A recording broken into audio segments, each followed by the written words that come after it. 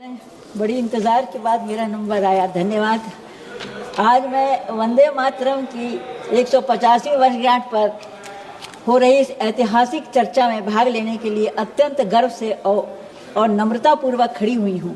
महोदय, मैं उस छत्तीसगढ़ की माटी से आती हूँ जहाँ के आदिवासियों ने भी अंग्रेजों की गोलियाँ का सामना इसी वंदे मातरम के उद्घोष के साथ किया था। बंकिम बाबू के ये शब्द केवल शब्द नहीं है गीत में, बल्कि यह शक्ति मंत्र है। हर शब्द उनका शक्ति मंत्र है जिसने हमारे सोए हुए राष्ट्र को जगा दिया। एक माँ, एक महिला सांसद होने के नाते मैं इस गीत की भावनाओं को गहराई से महसूस करती हूँ।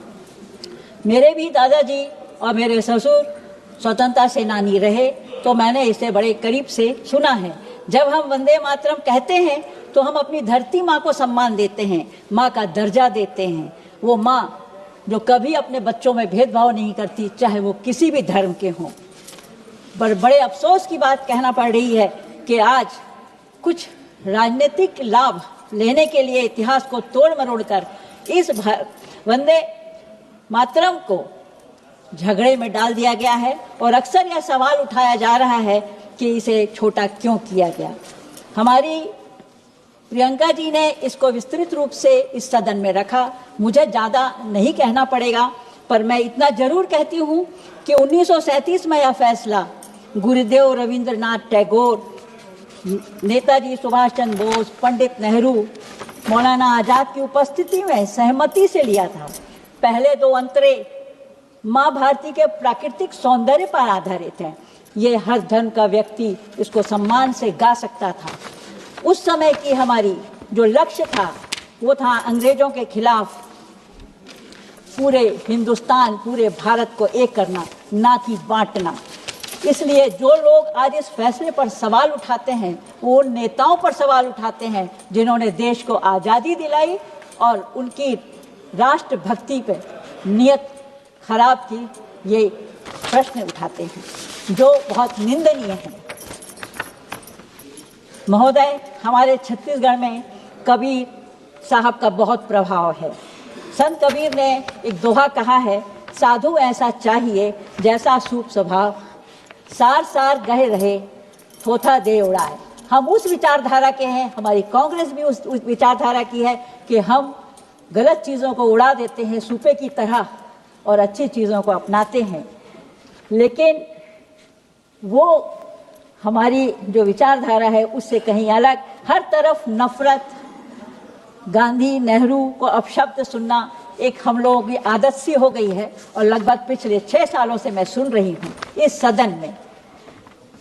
उन गांधी के लिए जो वंदे मातरम का सपना साकार करने के लिए उन्होंने अपना जीवन निछावर कर दिया, वो आज अपमान के घेरे में खड़े हुए हैं। ये आश्चर्य की बात है। आज एक बात और मैं कहना चाहूँगी कि 150वीं वर्षगांठ है हमारे वंदे मातरम की। सुजलाम, 2 मिनट तो दीजिए कम से कम। सुजलाम सुफलाम मलयज शीतलाम सस्य श्यामलाम मातरम। ये हमारी धरती माँ की हरियाली, नदियाँ, पहाड़, एक स्वच्छ हवा, ये सब का करती है, जल जंगल जमीन। लेकिन आज अफसोस के साथ कहना पड़ रहा है कि हमारे आदिवासियों ने, जिन्होंने की बलिदान दिया अपने भारत को स्वतंत्र करने के लिए, वो आदिवासी की जल जंगल जमीन आज खतरे में है। ना पानी स्वच्छ है, ना यहाँ तक कि हवा भी, दिल्ली की हवा इतनी प्रदूषित है कि जहरीली हवा दे जा रहे हैं। क्या यह प्रदूषण जहरीला हम लोगों के हिस्से में ही आएगा? ये सरकार महिला विरोधी है, किसान विरोधी है, शिक्षा विरोधी है, बेटियां विरोधी है। यहाँ कोई भी सुरक्षित नहीं है। मैं दावे के साथ कह सकती हूँ कि यहाँ कोई सुरक्षित नहीं है। और अंत में मैं ये कहना चाहूँगी, मैं 1 मिनट, आधा मिनट और लूँगी। अंत में ये कहना चाहती हूँ कि यदि ये सब और हम सब मिल करके वंदे मातरम को सम्मान देना चाहते हैं तो 150 वर्ष बाद आज फिर एक बार सोचें कि बेरोजगारी, महंगाई और वायु प्रदूषण जिससे हमारा देश लगातार जूझ रहा है उससे निजात दिलाएं, ताकि ये हमारे राष्ट्रीय गान की सभी पंक्तियों को साकार रूप दें और सार्थक करें। मैं इसके साथ कहूँगी, जय हिंद, वंदे मातरम।